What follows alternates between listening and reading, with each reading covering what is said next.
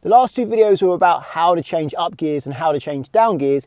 This video is about when to change gear. Firstly, when to change up gears.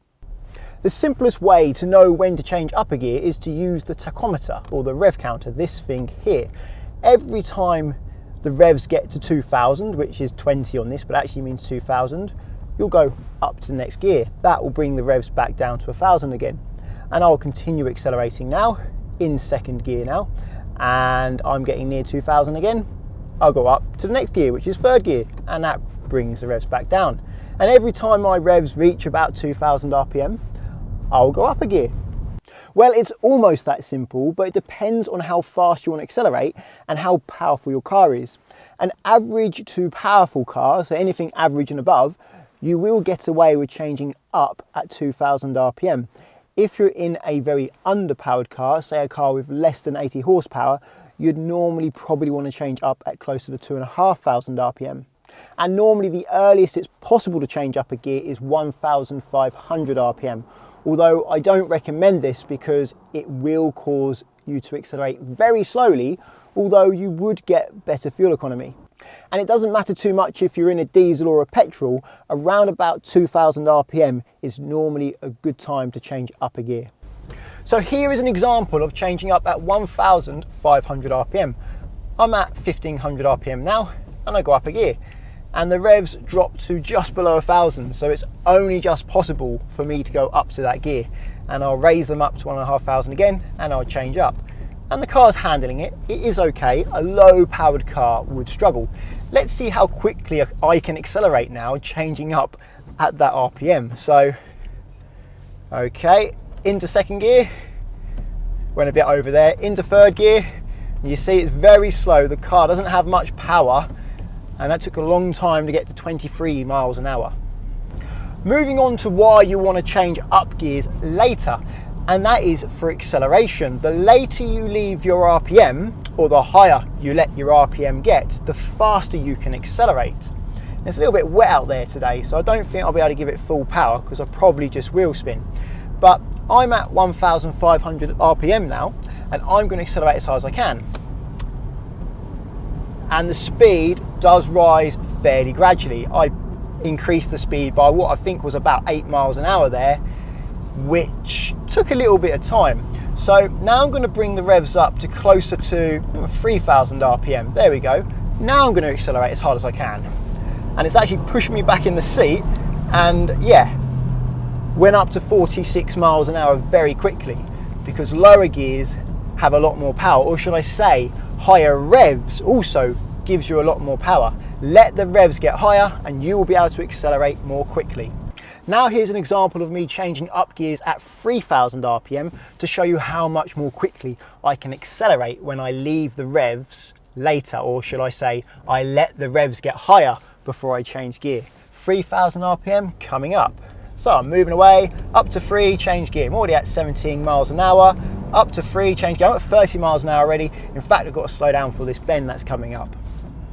This time I'm going to leave the gear changes to closer to 4000 RPM. Let's see how fast I can go. Actually went a bit above 4 there, went to 4.5, but you can see I'm doing 45 miles an hour already. The higher you let the revs go, the faster you can accelerate. The downside is it is louder and it uses a lot more fuel. So you only really want to use this when you want to accelerate quickly. For example, if you were accelerating onto a fast A road or an M road down a slip road where you wanted to catch up with the faster moving traffic.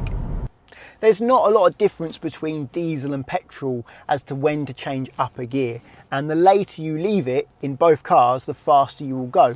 The main difference is diesels normally run out of puff by about 4500 RPM, so you're never going to be able to leave it later than that to change gear. And petrols generally run out of puff between 6 and 8000 RPM. Typically 6500 is your normal maximum for a petrol. And it's for that reason that revving a petrol engine is more worthwhile than revving a diesel engine. Diesel engines create their most power between 2 and 4000 RPM normally, whereas a petrol car normally, or a petrol engine, normally creates most of its power between 4,000 and 6,000 RPM, which some would say make it less accessible power because you don't spend much of your driving time with the revs all the way up there, but generally you don't actually need that much power. However, modern day turbo petrol engines are very good and they manage to create their power at relatively low RPM. This car can create maximum torque, which is 300 newton meters of torque from a 1.4 turbo petrol engine. 300 newton meters of torque is a lot of torque at just 2,000 RPM, and it will keep pulling at the same strength all the way up to 6, which makes for very accessible performance and a lot of it too. Sometimes you may want to change up more than one gear at a time, but why would you do that? Well, let's say you want to accelerate very quickly and then you've finished accelerating. Your revs will be quite high and you want to bring them down quite quickly to save fuel and to make the engine quiet. For example, now I'm going to rev the car up to about 4, but you know, I'm in second gear. I want to go straight to 5th gear now so that my revs are between 1 and 2 straight away as I've finished accelerating. However, try not to make the common mistake of skipping gears when you still want to accelerate quickly, because when you go up 2 or 3 gears, you're not going to be able to accelerate as quickly as you would if you only went up 1 gear. Only skip gears when you've finished your acceleration. Another time my customers make the mistake to skip a gear is when they rev the engine uphill. So they're going up a steep hill, they go up to 4,000 RPM and they need to keep going up this hill and they probably need to speed up a little bit more, and they think, I know, I've gone up quite high on my revs and Richard has said when I rev high I can skip gears, so they skip gears there. Not a good idea, because you're still trying to get up this steep hill and going up 2 gears is going to make it very hard for your car to get up the hill. Instead, go up 1 gear. Only skip gears when you're happy that you're on a level surface or the gear you're going to can handle the level of hill you're on, or that you've finished acceleration. So when should you change down gears? Well, similar to changing up gears really. You change up gears when the revs get to 2,000 RPM, but you change down gears when your revs go down to around about 1,000 RPM or just below 1,000 RPM. Here's an example. I'm at 1,500 RPM and I want to slow down. And when the revs get down to 1,000 RPM, I'll go down a gear and that'll bring the revs back up a little bit higher. Because your goal is to keep the revs between 1 and 2 or 1 and 2.5. If you keep the engine in that zone, the car will be nice and quiet and fairly economical too. However, if you know you're going to stop, don't bother going down the gears. You can use the brake. When the revs get to 1,000, you can clutch down and continue to use the brake until you have stopped. Once you have stopped, you can then, or nearly stopped, you can get first gear ready to go. But I hear you ask, don't you recommend using engine braking, where you use the gears to help you slow down and go down 1 gear at a time, or maybe 2 gears down to help you slow down when you're approaching a hazard? And yes, I do recommend you use engine braking, especially when you're approaching a hazard that may clear before you get there. That way, when the hazard has cleared, you're already in gear with the clutch up, ready to go. But if you're approaching, say, a line of traffic at a red light, there's no point being in a gear ready to go. You may as well practice your braking. And new drivers struggle with smooth braking. And if you're a new driver, you may struggle yourself. Don't worry, you're not alone. Most new drivers do struggle with this. And being able to practice smooth braking is important to get you good at smooth braking. And being able to practice engine braking is important so you get good at engine braking. So practice both. I recommend using the engine braking method when you think the hazard's going to be gone when you get to the hazard, and I recommend using the brake when you know you're stopping, say at the side of the road or something. That way you get good at 2 skills instead of 1. Changing down gears then is pretty straightforward. You change down when the revs get to 1,000 RPM to prevent the car from struggling or stalling. But sometimes you want to change down a gear for extra power. For example, now I'm at 1,500 RPM and I'm going to put my foot flat to the floor in 4th gear, and it doesn't really accelerate much. So even though my revs are above 1,000, I want to go down a gear or 2 now to allow me to accelerate quickly. So I'm going to go from 4th gear to 2nd gear now. So clutch down, into second gear, a little bit of gas as I bring the clutch up to help the clutch rev match, and now I'm at over 2,500 RPM at a similar speed. If I floor the gas now, the car launches me up to 40 miles an hour, and that helps me with overtaking anything I want to overtake. Therefore, you change down gears when you get to 1,000 RPM.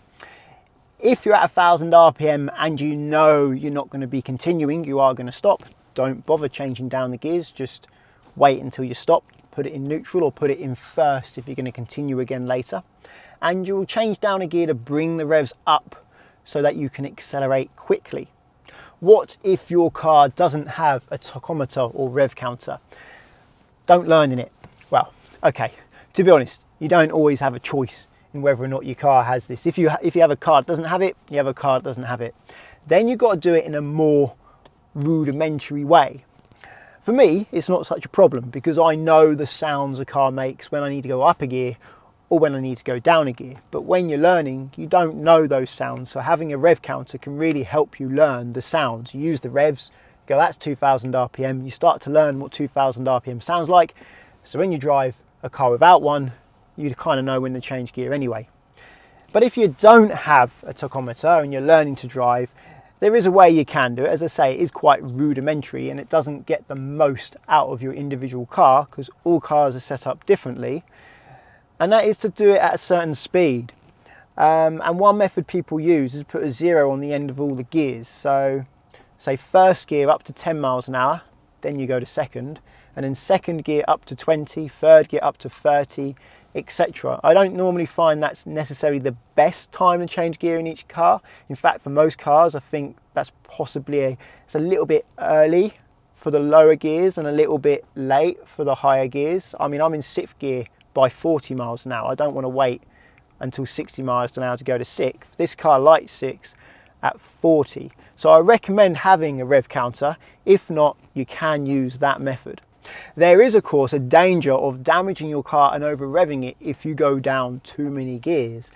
So as a rule of thumb, when you change down a gear, your revs aren't going to rise by more than 2,000 RPM. So if you're at 4,000 RPM already, don't bother going down a gear. There's no point. You only really want to be going down gears if you're less than 3,000 RPM. If you're around 3, only go down 1 gear to play it safe. If your revs are closer to 1.5, you can go down 2 gears quite safely. If your revs are all the way down to 1, you could possibly go down 3 gears. If you follow that rule, you won't over rev the engine by changing down too many gears at a time. Bear in mind though, your revs go up more when you change down when the revs are already higher. If that sounds confusing, this is what I mean. If you're at 4,000 RPM and you go down 1 gear, your revs will rise by 2. But if you're at 2,000 RPM and go down 1 gear, your revs will rise by less than 1. So the higher your revs get, going down 1 gear is going to make a bigger difference. So how do you tell when to change down a gear if you don't have a rev counter? Again, you've got to do it in a rudimentary way of using speed. I would say don't push the clutch down in first until you're getting close to 5 miles an hour. In second gear, wait until you're down to about 10 miles an hour before you press the clutch down. And in third gear, wait until you're down to about 15 miles an hour before you push the clutch down. Fourth gear, in a petrol, you could get down to about 20 before you really need it down. But in a diesel, you'd want the clutch down certainly by 25. In some diesels, you'd need it down by 30. The speeds I gave you for the first 3 gears would work in a diesel or petrol because the differences between the first 3 gears in a diesel and a petrol are closer than in the higher gears. The difference between 4th gear in a petrol and a diesel is big. The difference between 5th gear in a petrol and a diesel is even bigger. So the higher the gear, the bigger the difference between the 2 different engine types.